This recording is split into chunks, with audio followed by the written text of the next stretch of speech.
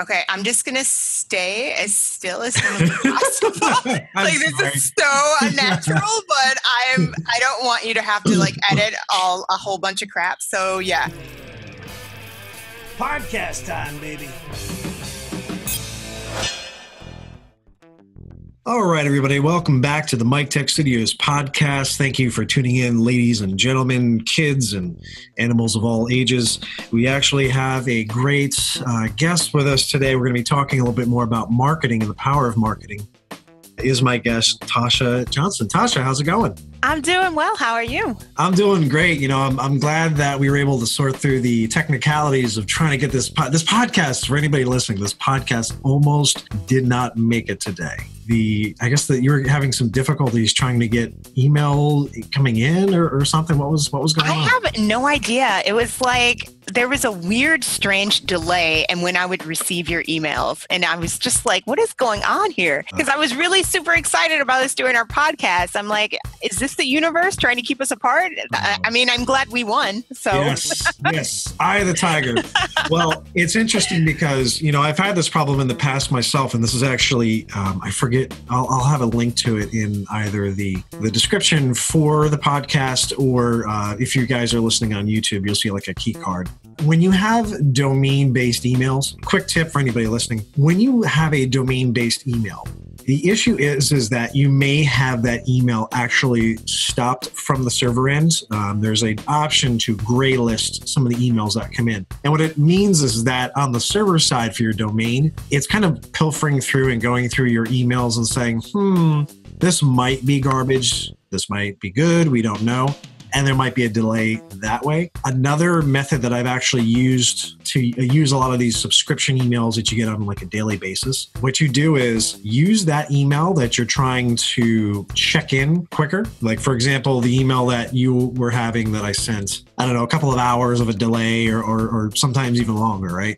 Yeah. Yeah. Sometimes what ends up happening is if that email is not noted as important for whatever your end client's email is, it's not checked as often. It doesn't check in with the server as often as it should. Kind of a cheap or free cost-effective trick that I've done to get around that is take that email and sign up for all these other different things that like to bombard you 2 or 3 times a day. These subscriptions, these emails, you have all these retails and coupons and things like that. And then you can go in your client's email of choice and sort of just, you know, filter them out, mark as read if it's Gmail or something like that. But what it ends up doing is it validates the validity of checking in with the server more frequently with that email, and it actually speeds up the process. So I have a lot of domain-based emails that were brand new, and they may not be used as often, but I still need those emails to come in as quickly as they're sent. By doing this method, it's a trick to speed up the process and still show the server, hey, listen, this is important. Please check this. Please send it to me as quickly as possible. Got it. Something to pass on for you that could be of benefit and of value to you, and also to any other listeners that are having slow cPanel or domain-based email issues. Definitely. The more you know. There you go. Sharing it out. But anyway, so back to the conversation and the task at hand with people that want to listen to me talk about all this. I came across Tasha here. She's doing so many different things. I actually came across some of the Starring You videos that she does. But Tasha, why don't you just take it from the top? Tell listeners what you're about, what you do. Sure. So my background is actually in marketing. So I am a digital marketing strategist, and I actually create content as well. So I have a 9-to-5, but I have a variety of different side hustles that I thoroughly enjoy. And Starring You is one of them. Starring You is a website that's dedicated to providing digital marketing, productivity, and technology tips and tricks to individuals and small business owners that are looking to actually conduct a lot of their own marketing campaigns. So they don't have the money to necessarily hire a big fancy agency, and they want to do it on their own, but obviously they want to make sure that they reduce the time it takes for them to connect with their audience. And that's where I step in. Mm-hmm. Very cool. Yeah. And you know what? I've also found more and more as the agencies become bigger, I want to say the personable aspect of dealing with an individual disappears. And that's what I want. I want to be able to reach out to somebody immediately and not have a group of people and not know. And I've also been on the other side of that where, you know, you're pretending that you're part of one company, but you're really working for somebody else, and you have to kind of tell them, you know. Yeah. Yeah. Yeah.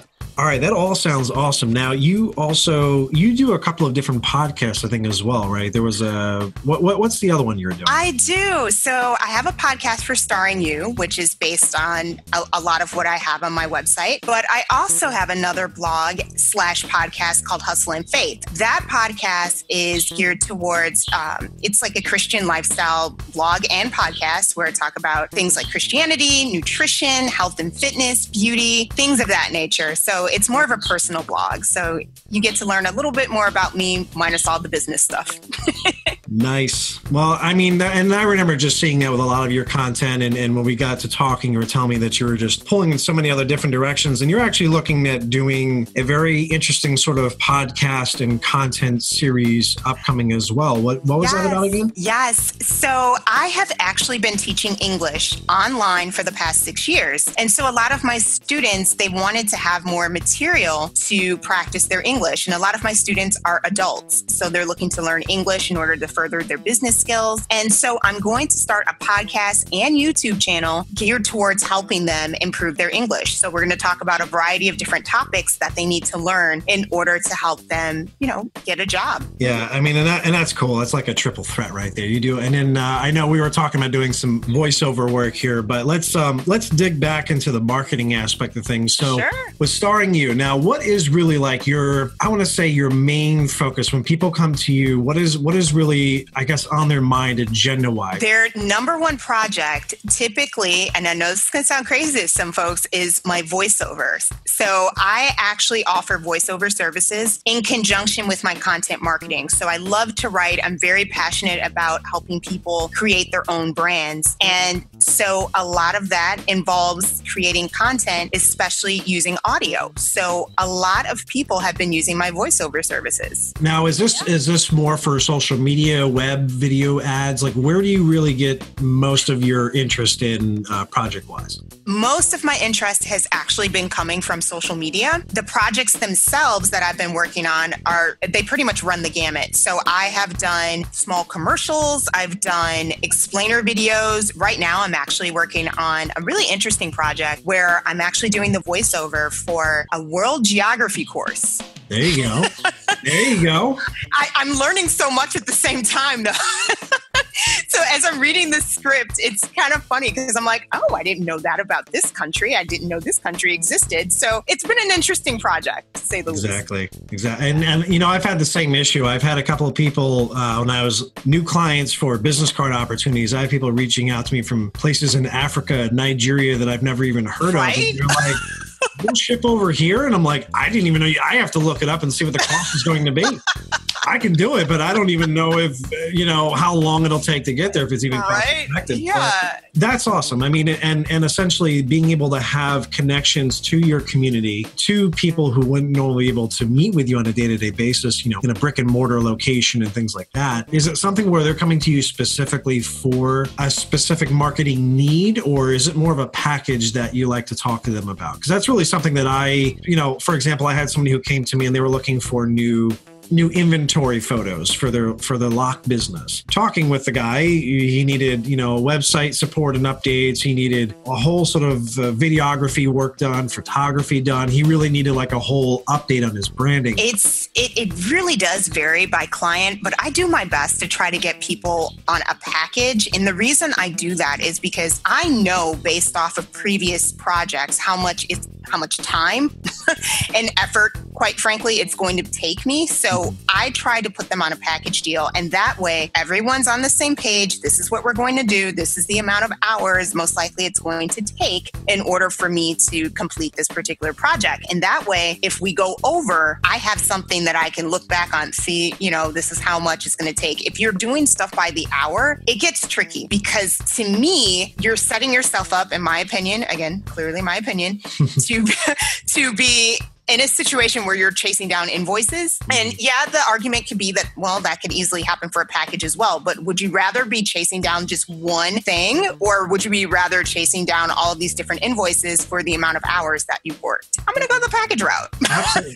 Well, you know what? For me and the customization of levels of work that I've come across over the years, what I've learned when I first started out as a freelance designer and marketer was you work on deposit. I mean, again, this is just how I do it. Yep. And within recent years, I put out a clear statement of work for individuals or organizations. I just put one together where there was a change of project where they wanted to do a one-off versus something a little bit more long-term, which is fine, but it's going to change the terms slightly as to exactly. If I'm already 3 hours into a meeting and driving back and forth, I have to sort of cue those numbers in with a proposal and a quote versus something where it's going to be a little bit more remote or a little more dedicated. You know, we can be a little more lax with the pricing. 100% agree with you on that. I require half of a deposit as well. And then the other half is upon completion of the project. So I agree with you 100% on that. Now, I'm just curious, have you had a lot of issues when you go to receive the final payments in exchange for project files? I feel like my clients are a little bit more established because I really don't have that back and forth headache, because all throughout the process, I'm giving them milestones. So I have the way that my contract is set up, milestones of when I'm going to have certain things completed. And then, I don't know, I just complete it before the milestone. Like, we really don't have that back and forth. And I realize that some people aren't as fortunate to work with very happy-go-lucky, easy clients, but I've been pretty fortunate to have that happen. I'm trying to think. I had one issue where the woman she had changed the terms a couple times, but she even admitted it was her fault. So that could have turned into very badly for me had I not had things in writing. And that's one of the things I cannot stress enough. I don't care if it's a family member. I don't care who it is. Get it in writing. If you don't get it in writing, some people have selective amnesia. I hate that. It is what it is. So if you don't get it in writing, it's almost like it just didn't happen. If I had everything in writing, there can't be that much back and forth when you have it in writing. Regardless of what it is, I mean, that's where a clear statement of work comes into play. You know, this is what I'm proposing that I'm going to do. This is what you're proposing I'm going to be working on. This is the proposed time frame. This is the proposed price. And I also note in any of the contracts that I do specifically that these are estimates. These are not totals. And if anything falls out the spec of work that we talked about, and I give them because I like to item list or flat rate the projects that I do. And again, I've always learned that, listen, you know what? You flat rate something, it gives you more of an incentive to finish it on time. Yep. It lets you know, hey, if this is supposed to take you 13 hours and then this other aspect is supposed to take you 7, you should be spending collectively 20 hours roughly on there. If you're not, you need to redo your math later on when you're doing this type of package or service. Yep. Or you need to talk with the client and just realize, hey, you know what? This is going far out of the time that we've spec'd and talked about. And like you said, if it's written down, there's no miscommunication. I've had people who assume that original project files, if it's a business card or raw video, is included with a package when very clearly written that it's not. I've also learned my lesson earlier on where I've released files prior to having final payment. You know, a customer's having a trade show, you need to overnight them over, printed materials, and then that's when you lose people. But there's always going to be something. And like you said, once you start getting to a place where you know your clients, you know what the rate is, you know what the expectations are, you're not picking every single project that comes your way. You're selecting the things that speak to you and that speak to your body of work. I cannot tell you how many people that have said, hey, you know what, your work is too colorful or too simple, or, whatever it is, it's outside the realm or spec of what they're maybe looking for. But then that next client that you get is like, how much money can I throw at you to get what you have here to make my brand look the way that it looks here? Because it's just, the clients really have to fall in alignment with the people doing the work. Exactly. Wholeheartedly agree. What is like your favorite aspect of working on a project with a client? Is it the brainstorming? Is it the excitement that they have when they start seeing their conception sort of being visualized and put together? What's really like your tearjerker moment? You know what it is? Honestly, it's when they see the final product and they're like, oh my goodness, I can't believe my vision is actually a reality. That's the part that gets me the most. And it's it really makes me happy because there are certain things that just come naturally to me, like doing the voiceovers or writing content. I actually have one of my content marketing pieces as writing pitches for people, an elevator pitch. And people struggle with actually trying to make an impactful statement about what they do, which is kind of ironic because you think about it, that's your bread and butter and you don't really know how to express it to people. They give me all of these different sales sheets and marketing videos and here's everything I have. Right. And I have to turn that into something under a minute. Right. Or even two sentences. Or even two sentences. Like people don't realize how much time it takes to create something impactful. The shorter amount of time you have, and it's like all of that material you have to condense. To me, that's wow. I mean, that's really powerful and it really is kind of time consuming too. But seeing their reaction to the final product is what makes me happy. Yeah, I can't agree more. I had a presentation I had done recently for a medical company, and I don't know, they've been in business for about 32 years, I believe. One of the things it was a voiceover and it was a PowerPoint presentation. PowerPoint presentation, I mean, I'm not going to knock it. It was what it was. It did the job, but the night and day difference that the company saw, you can feel it. You can, I mean, you say, hey, I'm looking for feedback. And they're like, oh, gee, we don't know what you're going to come up with. And, everything's a little tense when you're signing off on things and putting on deposit. But then when you start showing them some of the things, you start getting email after email. Hey, this is great. And you should this. And now we're going to talk about that. I'm going to show this in the meeting. And you're going, that's awesome. That is that confirmation feeling that I am doing what I do best. I'm doing what I love. Exactly. And people appreciate it, Yeah. To me, it's always amazing. I'm getting paid to do something I enjoy. I mean, think about that for a second. A lot of people don't necessarily get that in life. That's why I'm always encouraging people, if you don't have that in your 9 to 5, then you better figure out how to get that in your spare time. I can tell you, I can attest to that. I have picked up a lot of jobs. So when people talk about starving artists, there's going to be some dead points in your career life where things are just not, I mean, they're just quiet. I've loaded trucks. I've done fast food, and I remember just loading those trucks up. You feel like there's no clocks. You're there early. It's an early AM shift, graveyard shift. Mm-hmm. You don't know what time it is. You don't know when you're finished. You're just sitting in there and you hate it because you know that you could be doing so much more right now, making so much more money with your time. And it's just it's such a heavy downtrodden, seeping, just oppressive atmosphere, and to be able to turn around and be creative and have these opportunities come up. There's been opportunities where they're hitting hard for 3 or 6 months at a clip. And then all of a sudden, maybe there's a month or two where you're catching up on paperwork. You're collecting new clients or leads or prospects. In your experience, what do you find is, I guess, even for other listeners as well, what is probably your best methods that you have now or that you're pursuing for prospects or leads for your next business opportunity? Honestly, a lot of people need to start networking offline. That seems to be something that a lot of people have shied away from. Have I gotten clients off of social media? Yes. A lot of people seem to neglect these networking events. And I find a lot of different networking events. Meetup.com has a lot of different networking events, like business networking, but also just events in general, things that you are interested in. I have gotten clients based off of just going to things that I'm interested in. So I take Spanish classes, right? So I have a Spanish meetup group that I go to. I've actually connected with people via my various interests. Networking offline has been just as integral to me prospecting online. I hope that makes sense. No, it does. It does. I actually did a episode. I have a Recruitmentary podcast as well for those listeners who listen to the mini-series. Recruitmentary is now that dedicated content. We actually just did a episode about networking, and I share the same story there to listeners, but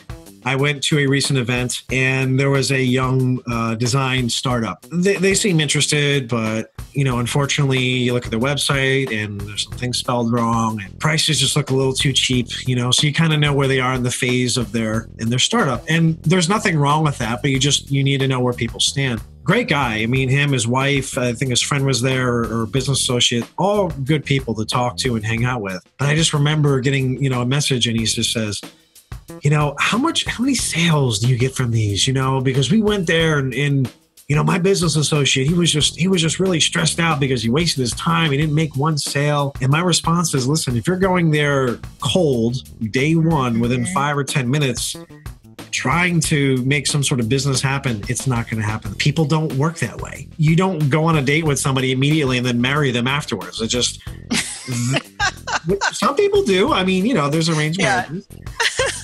But the process is that there is that need to be, okay, first of all, present in your community. People want to do business, and I've said this before in previous episodes. People want to do business with people that they know, with businesses that they're familiar with. If I know you in the community, I'll do business with you.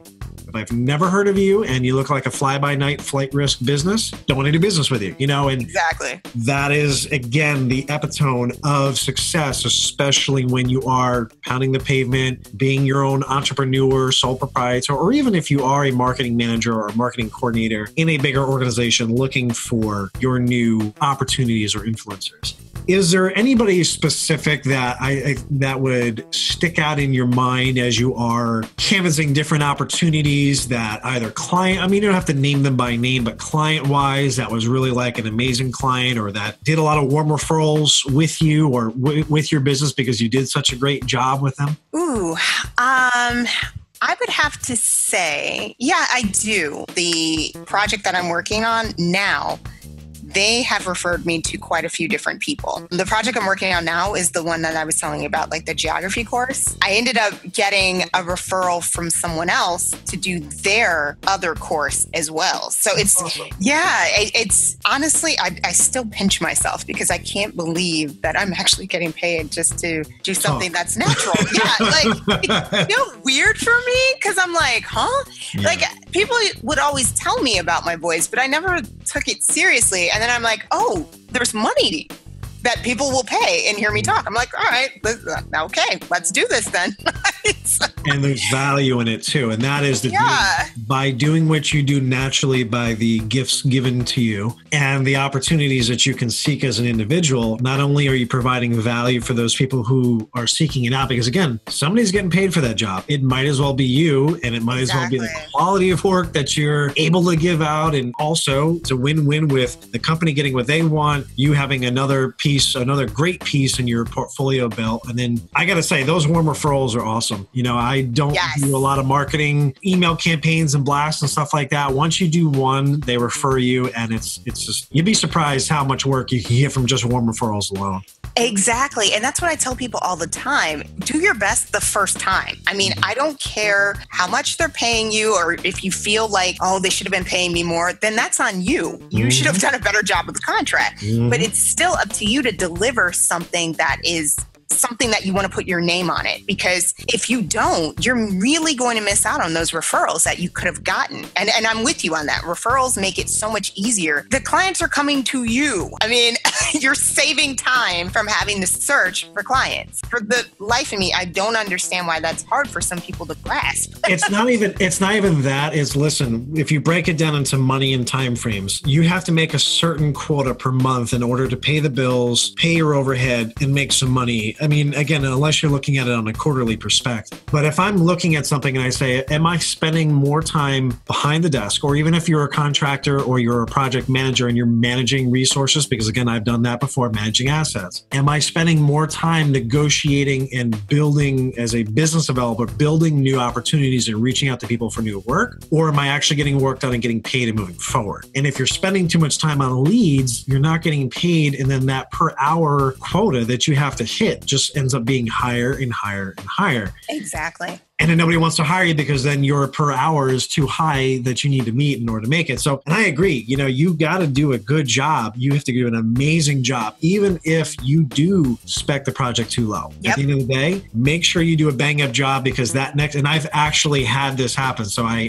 cannot stress this enough, where you have I had a stupid little business card thing, which was a total waste of time. The guy, I didn't like the logo at all. It was some fist thing that he wanted to do. It didn't look right. He wanted to have the colors a certain way, but I did it. Paid for it, was great. But then I got at the time, this was years ago, I got a website design, brochure design, and business card design package done, which, you know, at that time was, you know, a big job. It was $1,500, whatever it was. It's like, hey, you know, but if I didn't do that little business card job that I didn't feel looked great, but it was for anybody listening, there is a difference between putting a piece in your portfolio that you think looks good versus the end project that the client gets. So if you do not like what they have, it's okay. I've done that. I go, this looks horrible, but that's what they want. That's what you're there for. That's what you're getting paid for. But if you want to show somebody something great in the future, boom, do it. I've done that with Museum of Art here in Florida. I was under contract with another company, but their layout was super colorful and pretty as far as their mock-up looked great. And that's what I show because their final products, I mean, again, 2, 3, 5 years later, it changes. You want them to look at what the mock-up was because, again, when the website went live, it was as close to that mock-up as possible. And it's beautiful. It's absolutely beautiful. And you want them to see your work. So exactly. An interesting question that I do get often with people who are listening to the podcast and just in general, if you had people that were starting up or getting fresh into the field, industry, and the type of work, I mean, it's much different. You know, we've started 15, almost maybe 20 years ago, depending on, you know, when your passion really hit you. What would be some things that you would advise, I guess, new design recruits in the field looking to get their feet wet, new opportunities, starting up their own design firms or working for themselves? What would be your advice to give them? Really figure out what it is that they want to do. And I know that sounds kind of crazy what I'm saying. You have all of this noise out there. Some of us get lost in that. They don't know the difference between inspiration and kind of copying. Yeah, plagiarism and copying. So what is it that you want to do? Focus on what it is that you want to do. Once you have that solid foundation, I have no problems when people start going out there and looking, okay, I wonder what else is out there in the marketplace. Just curious. I know this is what my talent is. I'm going to focus on this. But then you still can't have tunnel vision and not know what's going on around you. I feel like you have to focus and set your foundation first before you figure out what's going on in the marketplace. I want people to really know who they are first and then start figuring out what's going on outside the marketplace. And maybe you may come across 2 or 3 different people. Oh, wow, I really like this particular design, or I like this person's voice, or I like how they write. You can use that as inspiration, but don't sit up there and copy people. I feel like people go out there and start looking first before actually establishing what it is that they're good at. I agree. And I'm sitting here thinking about so many different, you know, opportunities that people have copied. I mean, I've had clients where I used to give unwatermarked proofs. Hey, can we get a copy of this business card? All of a sudden they go down to Kinko's and they just say, hey, can you make me 100 of these? They don't pay for it. And literally then somebody starts ripping off your version of that. I've been not paid for work myself and then somebody's copying. But the inspiration factor, now there was nothing, and I know this is going to sound really bad to anybody listening, but as a fellow creative, you understand that nothing that anybody has idea-wise is original. Every thought that has come into your mind, somebody else, it has crossed paths with somebody else in this universe at least twice. You know, at least twice in this point. But what you need to understand with that is there is no problems with borrowing elements of something and not stealing, but if you like a certain color or theme or something like that, and then making it your own. So exactly, build on that. Yeah. I've seen people actually steal pixel for pixel, and I'm like, are you serious with this? That's insane. But there's a difference, and that's why I said, figure out what it is that you're good at, your talents, what you can do, and then start going out into the marketplace, seeing what else is out there, because you can't live in a bubble either, right? I mean, you have to keep up with what's going on in the industry. There is a difference between inspiration and just flat out plagiarism and copying. I do not subscribe to that whole notion that, oh, you know, it's you should be flattered that someone wanted to copy you. No, I can't pay my bills with that. Like, that's irritating. Like, no, I'm not going to be flattered by that. That's ridiculous. Well, my thing is this, and I think the overall notion is if you have something that's worth copying and people are copying, then you know that you have yourself a definitive money-making project and a great idea. Yeah. But the bigger takeaway that I want to have, you know, that you sort of touched on is your style. Once you develop your artistic, creative voice and direction, hone in on that, lock on that, and become that. You would be the Vincent Van Gogh of whatever it is that you do. Your Edgar Allan Poe, your D.L. Hughley. I mean, the guy is a beast. Dave Chappelle, stand-up comedy. Once you have your voice, everybody is going to relate every other thing that happens afterwards, and they're going to relate it to you. You are going to be the new icon that people, and you're not going to know that until you, and it's going to take a few years. This isn't something that happens in a year. Sometimes it doesn't happen in a decade. It really depends on how much dedication and sorting it out. I mean, for my brand, I have gone through, I want to say almost 15 years now of different variations of colors and trying to make it feel, and only within the past year or so have I come to a point of colors, branding, and direction that really makes real clear sense. What it is that speaks to the demographic looking at my work, that reflects what it is I'm about, and also has that polished, simple, be it artistic creativity that you would expect from the brand. Super, super important. So I like that. I like that. Really find your inner creative voice, hone in on it. Don't let it go, because that's what makes you, you. And make sure that your work, just be careful. You may have to tone it down for a couple of corporate, gigs and stuff like that, but you'll still get paid. And at the end of the day, it's still your work. So definitely. With us wrapping it up, is there anything that you would want to mention to anybody listening? Definitely. They can definitely connect with me on my website, Starring You, and that's STARENGU.com. So they can connect with me on Starring You, or even LinkedIn. Definitely open to accepting connections. One thing I do, you know what? Let me preface this too. Hold on. There's small print. There's small print in this, ladies and gentlemen. Listen carefully. She said connect, but this is the real thing you got to listen to. Okay, when you send a LinkedIn connection, please don't leave it at the generic one. I mean, that was one of the reasons why I connected with you, because you actually, I don't know, you seem actually personable, and you No, not me. No. Yes, and you actually had a reason why we should get to know each other. So I just want to tell people, don't just totally copy what the LinkedIn has. Personalize the connection. Hey, I heard you on this particular podcast, or, I think that I'm working on a project. Maybe we can connect or collaborate. But I've just had some really interesting, weird LinkedIn connection messages I can lately. imagine. It's just, I have no problems connecting with folks on LinkedIn either. Just take that one extra step.